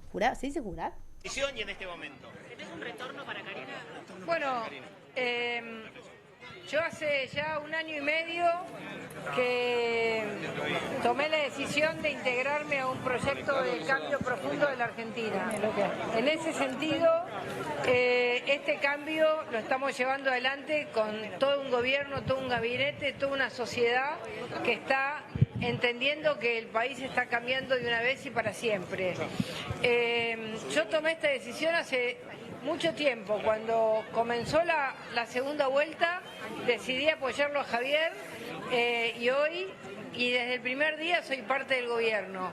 Con lo cual, para mí, esto es un acto de coherencia, ser parte del gobierno y ser parte del partido del gobierno, que está llevando adelante las riendas del país y que tiene que crecer en todo el país. Por eso es que hoy aquí, en mi ciudad, en la ciudad de Buenos Aires, esta afiliación significa un apoyo más a todo el trabajo que estamos haciendo todos los argentinos en primer lugar, los funcionarios en segundo lugar, porque nosotros somos empleados de la gente y en ese sentido los cambios que estamos haciendo merecen que dé este paso. Bueno, me parece que quedaron muy claros los motivos. Los motivos tienen que ver con hacer fuerza en la ciudad de Buenos Aires. Lo dijo claramente, yo soy la Libertad Avanza en la ciudad de Buenos Aires, me voy a afiliar a este partido, fui parte de este gobierno desde el primer día. Yo perdí las elecciones y ya estaba en el gobierno. Claro, sí. Pero insisto en esto, estaba mirando, estuvo en televisión Karina Milei. Es un hecho inédito. Es un hecho inédito, salió en La Nación Más, con el móvil, estaba al lado de Patricia Bullrich, habló del futuro del país, que dice dice ella que quiere que las ideas de Javier Milei trasciendan a lo que es su presidencia, que dejarlas instaladas. Básicamente de eso, yo no creo que le hayan preguntado, por lo menos no hay trascendidos, de lo que efectivamente el periodismo debería preguntarle en este momento de la República Argentina a Karina Milei, que es por el caso Libra, porque no habló nunca más después de la denuncia escandalosa por el tema Libra, ¿no? Y de las denuncias por supuestamente recibir dinero para gestionar reuniones con su hermano. Nadie le pregunta sobre eso. Está haciendo campaña, nada más. Hay que decir también que el pase de Patricia Bullrich no va sola, se va con 12 diputados del bloque encabezados por Damián Arabia. O sea, esta noche, en esta tarde también se supone que están formalizando. ¿Van a firmar también, se van a afiliar al partido o solo se lleva el bloque? 12 diputados del bloque del PRO se lo estaría llevando Patricia Bullrich. Hay que ver si ese bloque así va y firma para la Libertad Avanza. Bueno, venían jugando bastante a favor igual de la Libertad Avanza. No sé cuánto pero diferencia va a haber. Situación. Sí. Y aparentemente lo de Patricia Bullrich tiene un correlato en octubre, que es ser candidata a senadora por la capital federal. Por eso necesitaba estar adentro del partido. Yo igual creo que tiene que ver principalmente con la campaña en Capital, con reafirmar la posición de Adorni. Yo creo que se ha jugado mucho el presidente poniéndole la cara y la voz al spot de Adorni. Entonces, bueno, tenía que salir a la cancha todos los jugadores. Sí, probablemente haya mucho de eso. Se está señalando en estas últimas horas la feroz interna que tienen los libertarios y que habría cierta disconformidad de Karina Milei, que hoy, insisto, sale a la calle y le pone voz a la campaña, porque parece que no todos están traccionando para Adorni. Hay un sector que quedó bastante herido y se habla de ese triángulo de hierro que parece que viene crujiendo ya hace un tiempo. No sabemos si es un triángulo todavía. Sí, bueno, Caputo, Karina peleándose por la designación y la designación del despedido del PAMI, que se supone que era de Karina, que si lo iban a reemplazar o no. Bueno, el escándalo de PAMI tiene que ver con esa interna en este momento. Por eso me parece no que hemos mencionado todavía, pero hay unas denuncias, después podemos pasar por ahí. Esos son los negocios de salud de Mario Lugones, el ministro de Salud de la Nación. Bueno, denuncias escandalosas. Rodrigo Lugones es así, ex socio, amigo, y es un consultor de Santiago Caputo hasta el día de hoy. Bueno, son dos cuestiones. Las compras directas que aumentaron desde la llegada de Javier Milei, salteando las licitaciones, formalidades, etcétera, y un ojo puesto sobre la cantidad, los precios, si están inflados los precios o no están inflados los precios, o sea, se caja con eso o no. Y la otra es que le estarían exigiendo, no solo a los funcionarios, porque los funcionarios de los partidos habitualmente dejan un 5, un 10%, muchas veces está arreglado esto, ¿no? Para su espacio político. Bueno, acá por un lado hay denuncias de funcionarios que dicen, le tengo que depositar a fulanito, hay denuncias en la justicia, en Misiones llegó a la justicia, en otros lugares mediática, pero además el más escandaloso de todo fue en Santa Cruz, donde que era el titular del PAMI, Caleta Olivia, lo terminan echando porque no quiso exigirle a una médica del PAMI el 10% para el partido. Imagínate, un escándalo. A los médicos le piden en este caso, a los empleados, que aporten un 10%. No, ahí la pregunta es ¿por qué no avanzan estas investigaciones? Hace rato que se viene hablando de cómo la Libertad Avanza financia su estructura, que pide plata a cambio de, ya sea de candidaturas o en este caso al interior de organismos gubernamentales. Digo, no sé, ¿dónde están los fiscales, no? ¿Qué está pasando? ¿Por qué no se avanzan ciertas investigaciones que son tan relevantes, sobre todo teniendo en cuenta que es un gobierno que construyó capital político y simbólico, precisamente hablando en contra de la casta? Sé que no estrictamente de la corrupción, esto lo hemos debatido acá en el programa, pero en algún punto sí. De la casta y los privilegios, casta política y de hacer los dinero desde el Estado. Ellos lo que hacen es atajarse porque sacan un comunicado que entiendo que estuvo consensuado con Karina, Caputo, todos, en donde dice que van a hacer una investigación interna y que va a haber sanciones si detectan que efectivamente este aumento en las compras directas, en este tipo de compras, tiene responsables políticos. Pero es una investigación interna, no es una investigación en la justicia. Pero aparte, qué bochorno, porque lo primero que hicieron, aunque lo negaron, fue sacarle medicamentos a los jubilados, ajustarle a los jubilados. Y de ese ajuste están derivando plata para la Libertad Avanza, para la campaña. Bueno, sacó un comunicado el PRO. Que parece que no está tan de acuerdo con que Patricia se haya pasado el último que apague la luz a la libertad. Dice reputación, dice los dirigentes alcanzan sus posiciones de poder representando las ideas y la voluntad de muchas personas que creen en ellas. En este sentido, el ser elegidos deja de ser del todo libres, porque adquiere una responsabilidad que no tiene vencimiento. Patricia Bullrich fue elegida en representación del PRO y fue acompañada por más de 6 millones de votos en las elecciones del 2023. perdió y asumió desde entonces, como también lo hizo el PRO. Apoyar al gobierno que traía ideas, coincidentes con las de nuestro partido. Vos lo ves mejor ahí. Hoy al darle la espalda a aquellos que la votaron y creyeron en ella, dejó atrás una parte muy grande de su reputación, tal vez toda. El PRO, como los electores, aprende de las buenas y malas experiencias, distingue entre las personas y sigue avanzando para cumplir su mandato de cambio. Bueno, le soltaron la mano. Bueno, Patricia te soltó. Sí. Es como medio sangrar por la herida, ¿no? Ya medio tarde el comunicado del PRO explicando cuál es la situación de Patricia, que se había ido hace rato, ¿no? No sé si la vieron, pero era parte de este gobierno. Patricia vuelve a hablar del PRO hoy cuando le preguntan. Y dice, yo quería el verdadero cambio. Digo, queda el estigma sobre Mauricio Macri de no haberse animado. Eso que él decía gradualismo y a nosotros nos pareció un montón. Bueno, ahora es un tibio que quedó descolocado durante la campaña, trató de parecerse a Milei, se acercó a Milei, bancó a Milei y finalmente queda en el medio. Queda como un tibio. No, y vaciado. El mal de Larreta, ¿no? Que en su momento era Larreta. Ellos lo señalaban a Larreta por ser tibio. No, pero con una gran debilidad, Mauricio Macri. Todo lo que dice, nadie le hace caso. Es como un jarrón chino, hecho y derecho. Pero que no se confundan, porque es una debilidad circunstancial política partidaria. Mauricio Macri es un hombre del poder. Es un hombre que tiene poder, que tiene contactos con la justicia, con el poder económico. Y vengativo. Y es vengativo. Y tiene muchas más carpetas que Santiago Caputo porque viene juntando desde hace tiempo. Entonces, digo, no se confíen, no es que lo sacan, que es un pelele que lo sacan de la carrera y quedó fuera. ¿Sabes qué pienso de todas maneras? Y no lo tengo claro, ¿no? O sea, me parece que es correcto que Patricia efectivamente firme con La Libertad Avanza porque es funcionaria de este gobierno, porque este no es un gobierno de coaliciones. Ella no entra a este gobierno como formando parte del PRO, sino que ella lo dijo desde el primer momento que entraba a título personal. Pero el chiste del Corsa tiene un poco que ver con nuestra historia y con los partidos políticos. ¿Vale todo? ¿Cuántas veces una persona puede cambiar de partido político sin perder credibilidad? Y no sé si es bueno o es malo, porque yo creo que las personas tenemos, por suerte, la virtud y el don de cambiar, ¿no? De cambiar, claro, de crecer, de madurar, de poder aprender de nuestros errores, ¿no es cierto? Ahora, en relación a los partidos, a la credibilidad, a la trayectoria de un político, bueno, claramente no tiene costo, lo estamos viendo, ¿no? No, además es fácil jugar para el equipo que va puntero siempre, ¿no? Digo, me parece que ya no le queda casi espacio a Bullrich por conocer y representarnos. Yo creo lo mismo, que bueno, le resta capital y credibilidad, pero ¿sabes bueno. Que no sé eso. A mí me gustaría. No sé, yo me lo pregunto, por eso te digo, ¿te resta o no te resta? Escuchame. Porque finalmente... Mirá las encuestas, claro. Carmen. Le daba mejor, por lo menos hasta hace un tiempo, a Patricia Bullrich que a Javier Milei. Era una de las mejor posicionadas. Y no es nuevo. No. Entonces, por lo visto, no le resta. Y no ha pagado ningún costo, de hecho. Perdió las elecciones para presidente, enseguida al toque pegó el salto en un ministerio, muy importante, llevando adelante la política de represión del Ministerio de Seguridad. Mal no le ha ido haciendo eso. No, por eso me lo pregunto, por eso de verdad me reflexiono al respecto, digo, más allá de que uno pueda tener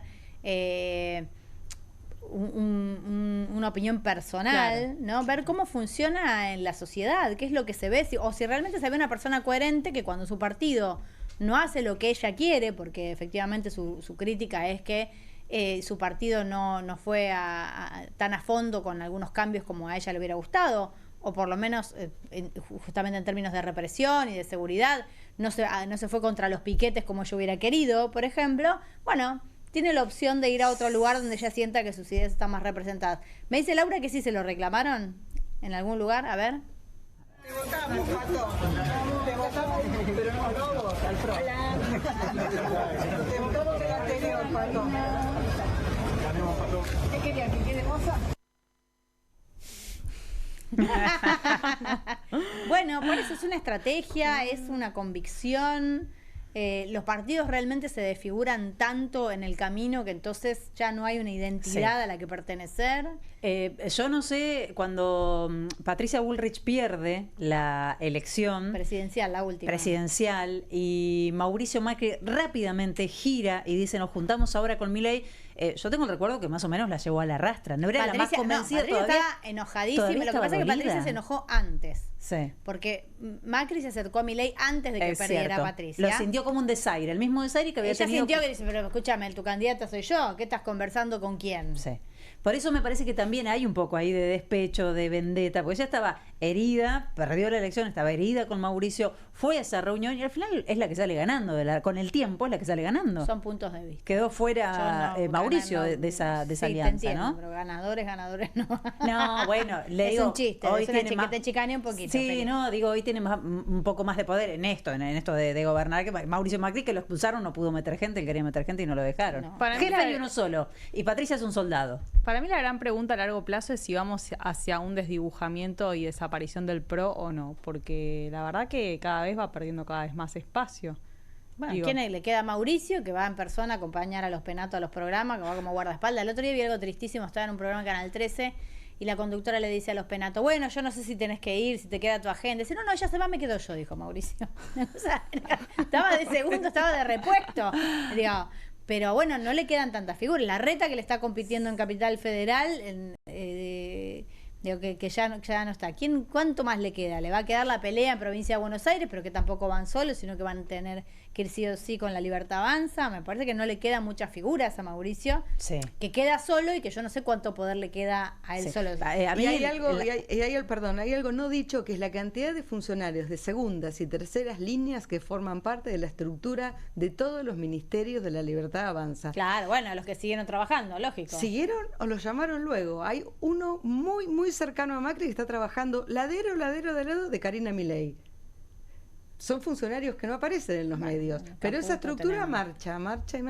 Bueno, vamos a una tanda, si les parece, seguimos charlando.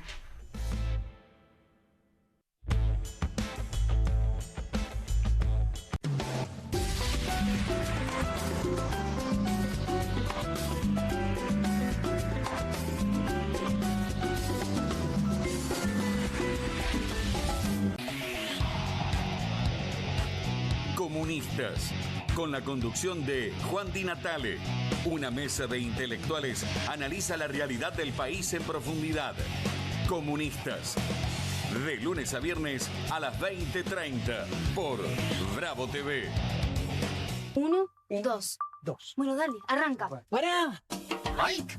¿Van a hacer el video con el inodoro con manchas de sarro? Pero si siempre uso lavandina. Eso no lo remueve. ¿Por qué no probás limpiando con Harpic? Que llega a los rincones más difíciles, eliminando por completo el sarro y desinfectando. ¡Vamos! Para cualquier desafío que te dé el inodoro, nada mejor que Harpic. Presentamos LifeWatch, el increíble y nuevo reloj inteligente que pone todo al alcance de tu muñeca, con funciones que se seleccionan con un toque en la pantalla. Toca la pantalla para medir tu nivel de oxígeno en sangre. Toca otra vez para medir tu ritmo cardíaco. Toca la pantalla para medir tu presión arterial. Responde o realiza llamadas directamente desde tu reloj. ¿Me escuchás bien ahora? Fuerte y claro. Es el compañero perfecto para adultos mayores. ¡Ayuda! ¡Me caí! Su modo deportes cuenta tus pasos, la distancia recorrida, las calorías que quemás cada vez que caminás. Activa la función Shake para abrir la cámara de tu teléfono y tomarte selfies o fotografías cronometradas a la distancia. ¿Perdiste el teléfono? Encontralo rápido con LifeWatch. LifeWatch incluye un cargador magnético con USB y su batería dura 7 días con una sola carga. Y además de estar protegido del polvo y las salpicadoras, el mejorado LifeWatch 3 es sumergible hasta una profundidad de 10 metros. El LifeWatch es un reloj inteligente que puede trabajar solo o con cualquier teléfono celular para medir y monitorear funciones corporales críticas y tomar registro de tu actividad física para ayudarte a mejorar tu salud y cuidar tu peso. Llama en los próximos 10 minutos y podrás tener tu LifeWatch 3 en un precio especial de promoción. Así es, el increíble y nuevo LifeWatch 3 a un super precio. Consulte también a nuestros operadores por las bandas inteligentes Smart Bands a un precio absolutamente increíble. Escanea el QR, ingresa a nuestra página web o llama al teléfono en pantalla. No demores más. Descubrí los productos más novedosos y exclusivos en tvcompras.com. No pierdas tiempo. Aprovecha esta oferta y obtén este fantástico producto de TV Compras. ¡Llama ya! ¿El dolor de garganta arruinó tu día? Confía en Strepsils para darlo vuelta. Su doble efecto actúa de manera local, aliviando el dolor y la inflamación en tan solo 2 minutos. Y con un efecto duradero de hasta por 4 horas. Decile chau al dolor de garganta con Strepsils. Bienvenido a todo Latinoamérica. Caras TV llegó a DirecTV, el canal de las celebridades. Entretenimiento exclusivo las 24 horas del día. Más Caras, con la conducción de Héctor Maugeri. Red Carpet, Caras News, Caras Realeza, Caras Fashion, Caras TV. Llegó a DirecTV. Contenidos exclusivos para toda Latinoamérica. Estudia en la Facultad de Comunicación y en la mayor redacción de América. USBA, Universidad del Sur de Buenos Aires, la Universidad del Grupo Perfil. Licenciatura en Comunicación Periodística, Licenciatura en Comunicación Institucional. Títulos con reconocimiento oficial y validez nacional. Inscribite a las reuniones informativas en universidad@perfil.com. Aprende comunicación dentro de un medio de comunicación. USBA, Universidad del Sur de Buenos Aires. Llega la noche más picante de la televisión. Si atacan al periodismo, Perfil se pone bravo. Bravo TV. Periodismo, información y polémicas. Llegan 4 nuevos programas.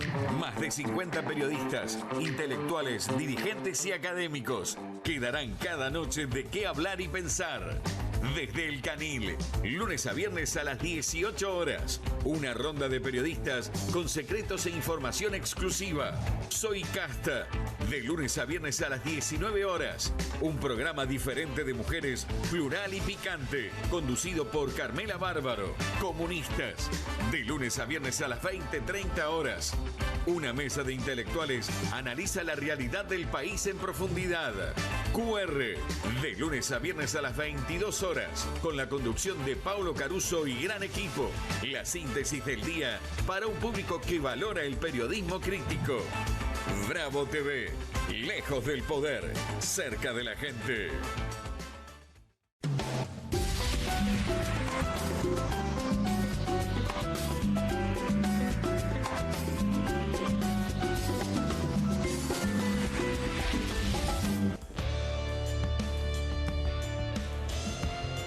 Continuamos aquí en Soy Casta y nos queda un tema pendiente para el día de hoy. Tiene que ver con la cumbre de gobernadores que se hizo en Entre Ríos, con Frigerio como su anfitrión, y hablamos ayer un poquito del tema de la coparticipación, que empieza a ser un tema de disputa con el gobierno nacional. Sí, ahí estaba repasando los discursos que trascienden de este encuentro, en donde vale destacar que eran gobernadores de diferentes espacios, ¿no? Frigerio como anfitrión, como vos bien marcás, Nacho Torres estuvo también, Axel Kicillof, Sergio Silioto, estuvo también el gobernador de Catamarca. Ahora, cuando vos repasás los discursos, la verdad que yo lo primero que me pregunto es, ¿se hubieran encontrado estos gobernadores si no estuvieran muy ajustados de números? Porque algunos de ellos tienen un discursos, a ver cómo decirlo, bastante cautos, bastante medidos con respecto a lo que reclaman. Por un lado, es cierto, están muy molestos porque el gobierno ha avanzado en el recorte de impuestos que son coparticipables. Entonces dicen, che, ustedes bajan los que son coparticipables y los impuestos que no se coparticipan no los tocan. Y uno de esos es el impuesto al combustible, que no solo es que no lo bajan ni lo coparticipan, sino que no están cumpliendo con la obligación que tienen de reparar la ruta. Y esta es una de las grandes quejas, sobre todo de los gobernadores del centro, que dicen tenemos las rutas destruidos, estamos sacando la producción, eso que ustedes quieren, que reclaman, que es la exportación. La ruta de Entre Ríos, inclusive es un desastre. Bueno, en Santa Fe dicen tenemos hasta calles de tierra por donde sacan la producción, tenemos que invertir en los puertos y tenemos que invertir en las rutas. Ahora, a grosso modo, algunos de ellos, o varios de ellos, la mitad por lo menos los que estaban ahí, concuerdan en que hay que bajar las retenciones, concuerdan en que hay que eliminar el impuesto al cheque, en que hace falta una reforma impositiva como la que se viene anunciando. Algunos quieren que sea más progresiva. Podemos esperar eso, por supuesto, del discurso de Axel, el gobernador de la provincia de La Pampa. Quieren una reforma, algunos un poco más progresiva, otros quieren una reforma que le saque el pie, esto lo han escuchado muchas veces, ¿no?, al campo, al sector productivo. Estamos hablando de Santa Fe, estamos hablando, si hubiera estado Córdoba, hubiera dicho exactamente lo mismo. Entonces quiero decir, no hay tantas diferencias allí, me parece, en esa perspectiva. Con el gobierno nacional, decís vos. Sí, en algún punto. Sí, de todas maneras, yo te entiendo. O sea, parece tibio. Yo te entiendo. De lejos parece tibio. Ahora, que este encuentro se haya realizado de gente, como vos decís, no se hubiera juntado bajo ningún otro punto de vista. En ninguna otra circunstancia se hubieran juntado a negociar o a plantear ningún tema, porque están muy en desacuerdo con temas muy importantes respecto del ritmo y el rumbo de la economía y dónde está el problema del país. Que se hayan juntado tiene que ver con una realidad concreta, y es una señal, ¿no?, apremiante, y que haya voluntad de juntarse a dialogar, de escucharse, ni siquiera de llegar a un acuerdo en este momento. Pero, digo, hay un primer acuerdo que es, tenemos este problema, no nos están girando la coparticipación, este sistema así nos va a hacer estallar nuestras provincias y nos tenemos que acercar a conversar. Para mí, esto es un paso enorme, por lo menos en lo que veníamos viendo, donde cada uno instalado desde su lugar y sosteniendo a nivel macro alguna cuestión de política económica, no podía ver lo que le pasaba al de al lado, que efectivamente es lo mismo, que es lo que le está pasando a todas las provincias. Pero es un datazo que se hayan juntado y que se hayan mostrado, que se hayan sacado fotos. Sí. Esto es una muestra también de debilidad del gobierno nacional, porque no le temen a lo que el gobierno nacional les diga. Antes hace unos meses esto hubiese sido absolutamente impensable. No sé si no lo que pasa que me parece que es una señal de preocupación, porque les achicaron las cajas y tienen más responsabilidades con la retirada del Estado Nacional. No cierran las cuentas. Claro. Ese es el aparte, tema. Los gobernadores tienen elecciones. Yo no creo que no tengan miedo, pero lo que no tienen es mucho más para perder, porque con este presupuesto así de achicado, lo que van a hacer es perder sus provincias. Yo creo que un presidente un gobierno nacional en alza no le hubiesen tenido más cuidado de hacer esta reunión. Esto es lo que yo creo. ¿En alza? Esto es lo que yo creo. Que es como un gesto de debilidad, como que lo ven en decadencia, entonces se animan. Que hay un poquito ven una brecha y dicen, nos mandamos, nos mostramos, nos sacamos la foto y decimos esto. Algunos verán una posibilidad de negociación, una instancia de negociación también allí. Bueno, nos juntamos, nos estás necesitando para el Congreso, es un año de elecciones, afloja un poco porque acá le estamos... También puede ser eso, ¿no? Vamos a ver qué sucede después, pero efectivamente lo preocupa... Se sostiene la mesa o algunos negocian y otros no, También. Ellos quieren tener incidencia en todas las modificaciones, efectivamente la van a tener que tener porque no podés modificar o llevar adelante una reforma impositiva con los gobernadores afuera. Necesitas apoyo, ¿no? Pero obviamente quieren tener incidencia en eso, pero sobre todo en el presente. O sea, creo que esto está claro. Más allá de lo que anunció Caputo en estos últimos días, es la situación acuciante de las arcas provinciales. Y una pérdida del temor. Un poquito. Está bien. Vamos a ver qué decía Puyaro. Hoy podemos demostrar que tenemos la capacidad de reunirnos personas que pertenecemos a diferentes partidos políticos, que pertenecemos a diferentes corrientes ideológicas, pero que tenemos un objetivo central o un objetivo único, que es mirar, estudiar, planificar para encontrar la salida que tiene que tener la República Argentina en un momento sumamente complejo. Tal vez en el momento más complejo que nos ha tocado vivir. Y desde ese lugar, tener una agenda federal para la República Argentina que viene, es fundamental que podamos discutir los temas que son importantes o los temas que son trascendentes. Discutir los temas que son importantes tienen que ver con una agenda productiva, porque quienes venimos del interior de la República Argentina, y en particular quienes venimos de pueblos pequeños de la República Argentina, yo vivo en una localidad de 5.500 habitantes del sur de la provincia de Santa Fe, sentimos que esa Argentina federal a veces solo tiene en cuenta a este interior productivo como un botín para que aporte recursos que nunca vuelven. Bueno, decía Puyaro lo que decíamos antes, ¿no? Gente que no se hubiera juntado de otra manera y con ideas bastante diferentes entre sí en uno de lo que cree es uno de los peores momentos de la historia, dijo algo así. No hubo transmisión oficial, esto es un testimonio de una de las personas que participó, que grabó esto, pero no es algo que se hizo público. ¿Ustedes se acuerdan de la primera amenaza, el debut de Nacho Torres público que dijo? No me acuerdo. En la Patagonia nosotros manejamos la energía. O sea, amenazó con cortar la energía que llegaba a la capital en su momento, ¿no? Que dijo, mirá lo que está pasando, un perfil como muy que se posicionaba fuerte, igual que Yarlora, que hablaba de los pituquitos de Buenos Aires, como con el tiempo, digamos, fueron cambiando un poco estos perfiles, ¿no? La realidad. La realidad te acomoda. Sí. Pero bueno, no deja de ser para mí un evento político. Un evento político importante. Se termina el programa. Gracias, chicas. Muchísimas gracias por haber venido. Los dejamos aquí en Bravo TV con Comunistas con Juan Di Natale.